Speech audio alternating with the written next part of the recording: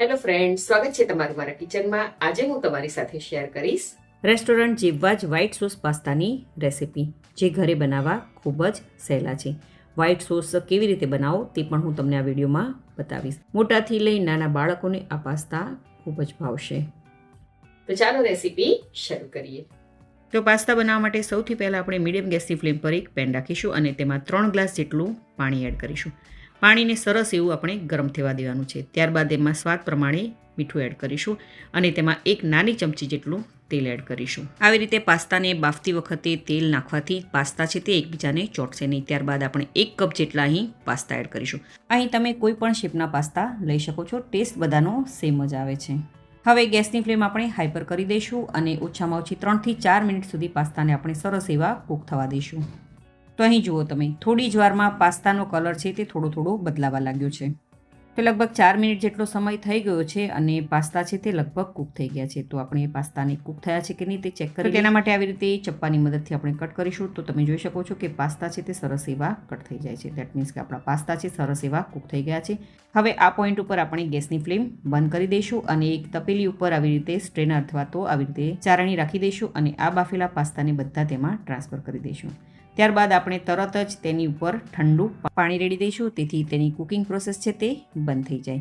અને આવી રીતે ચમચીની મદદથી થોડા પાસ્તાને આપણે ઉપર નીચે કરી લઈએ. હવે પાસ્તાને થોડા ઠંડા થવા દઈએ, ત્યાં સુધી આપણે તેને વ્હાઇટ સોસ બનાવી લઈએ. તો તેના માટે મીડિયમ ગેસની ફ્લેમ પર એક પેન રાખી દઈશું અને તેમાં 1 મોટી ચમચી જેટલું માખણ એડ કરીશું. હવે આપણે એની સાથે એડ કરીશું 1 મોટી ચમચી જેટલું તેલ, તેથી માખણ છે તે બળી ન જાય. ત્યારબાદ 2 મોટી ચમચી જેટલું અહીં આપણે મેંદો એડ કરીશું અને મેંદાને આપણે મીડિયમ ગેસની ફ્લેમ પર 2 મિનિટ સુધી સરસ એવો શેકી લેવાનો છે. આવી રીતે મેંદાને મીડિયમ ગેસની ફ્લેમ પર શેકવાથી તેનો કાચો ટેસ્ટ છે તે નીકળી જશે. પરંતુ એ વાતનું ખાસ ધ્યાન રાખવાનું કે વ્હાઇટ સોસ બનાવતી વખતે આપણે વધારે પડતા મેંદાનો ઉપયોગ નથી કરવાનો, નહીંતર વ્હાઇટ સોસ છે તે વધારે પડતો ઘાટો થઈ જશે. તો આપણે મેંદાનો કલર નથી બદલવાનો, માત્ર તેને કૂક જ કરવાનો છે. તો તમે જોઈ શકો છો કે મેંદામાંથી હલકા એવા બબલ્સ આવવા લાગ્યા છે. દેટ મીન્સ આપણો મેંદો છે તે સરસ એવો કૂક થઈ ગયો છે.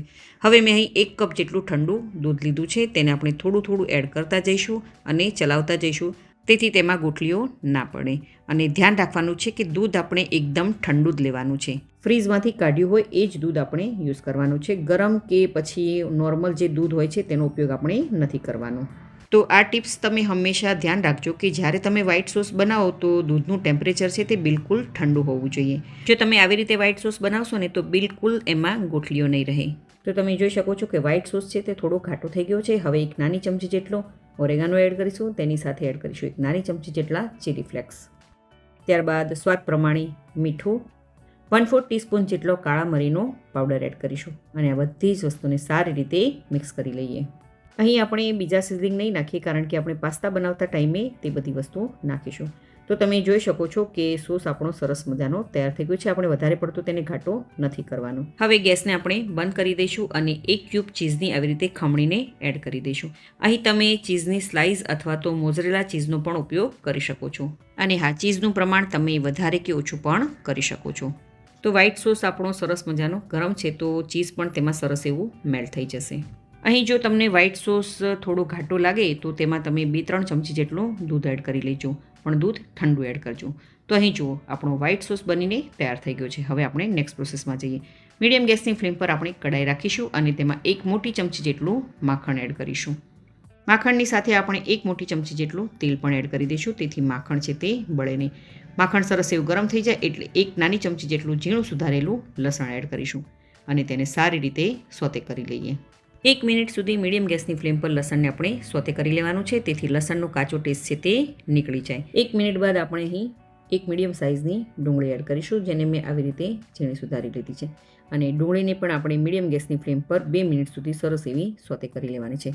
ડુંગળીનો હલકો એવો ટ્રાન્સપરન્ટ કલર થાય ત્યાં સુધી આપણે ડુંગળીને કૂક કરવાની છે. તો ડુંગળી આપણી સરસ મજાની સોતે થઈ ગઈ છે. હવે તેમાં 1/4 કપ જેટલું ઝીણું સુધારેલું કેપ્સિકમ, 1/4 કપ ઝીણું સુધારેલું ગાજર એડ કરીશું અને બધા જ શાકભાજીને સારી રીતે સોતે કરી લઈએ. અહીં આપણે આ શાકને ઓવરકુક નથી કરવાના, કારણ કે પાસ્તામાં આ શાકનો હલકો ક્રન્ચી ટેસ્ટ ખૂબ જ સરસ એવો આવે છે. હવે સ્વાદ પ્રમાણે મીઠું એડ કરીશું અને ફરીથી અડધી મિનિટ સુધી આપણે તેને સોતે કરી લઈએ. અહીં ગેસની ફ્લેમ આપણે હાઈ પર કરી દઈશું હવે અને 1 નાની ચમચી જેટલો ઓરેગાનો, 1 નાની ચમચી જેટલા ચીલી ફ્લેક્સ અને 1 ચપટી જેટલો આપણે કાળા મરીનો પાવડર એડ કરીશું અને આ બધા જ મસાલાને શાકની સાથે સરસ એવા મિક્સ કરી લઈએ. બધી જ વસ્તુ સરસ એવી મિક્સ થઈ જાય એટલે ગેસની ફ્લેમ આપણે મીડિયમ પર કરી દઈશું અને આપણે જે વ્હાઈટ સોસ બનાવીને રાખ્યો હતો તે બધો જ સોસ આપણે તેમાં એડ કરી દઈશું. અહીં એ વાતનું ખાસ ધ્યાન રાખવાનું કે વ્હાઈટ સોસ એડ કરતી વખતે આપણે ગેસની ફ્લેમ હાઈ પર નથી કરવાની, મીડિયમ પર કરી દેવાની છે અને ત્યારબાદ આ બધી જ વસ્તુને આપણે સારી રીતે મિક્સ કરી લેવાની છે. તો તમે જોઈ શકો છો કે વ્હાઈટ સોસ છે તે શાકભાજી સાથે સરસ એવો મિક્સ થઈ ગયો છે. હવે આપણે જે બાફેલા પાસ્તા રેડી કરીને રાખ્યા હતા તેને આપણે એડ કરી દઈએ અને તેને પણ સારી રીતે મિક્સ કરી લઈએ. તો અહીં જુઓ પાસ્તાનો ખૂબ સરસ એવો કલર આવ્યો છે. હવે 1 ક્યુબ આપણે ચીઝ લઈશું અને તેને આવી રીતે ખમણીને તેમાં એડ કરી દઈએ. અહીં ચીઝનું પ્રમાણ તમે વધારે કે ઓછું કરી શકો છો. ત્યારબાદ પાસ્તાની સાથે સરસ એવું તેને મિક્સ કરી લઈએ. પાસ્તા આપણા ગરમ હોવાથી ચીઝ છે તે સરસ એવું મેલ્ટ થઈ જશે. તો રેડી છે આપણા રેસ્ટોરન્ટ સ્ટાઇલના ગરમા ગરમ વ્હાઈટ સોસ પાસ્તા. તો ચાલો તેને સર્વ કરી લઈએ. તો બન્યા છે ને એકદમ રેસ્ટોરન્ટ સ્ટાઇલ આપણા આ વ્હાઈટ સોસ પાસ્તા, જે બાળકોથી લઈ મોટાને બધાને ખૂબ જ ભાવશે. તો તમે આ રેસીપી જરૂરથી ટ્રાય કરજો. જો તમને મારી આજની આ રેસીપી ગમી હોય તો વિડીયોને લાઇક કરજો અને વધારેમાં વધારે શેર કરજો અને મારી ચેનલને જરૂરથી સબસ્ક્રાઈબ કરજો. તો ફરી મળીએ એક નવી રેસીપી સાથે.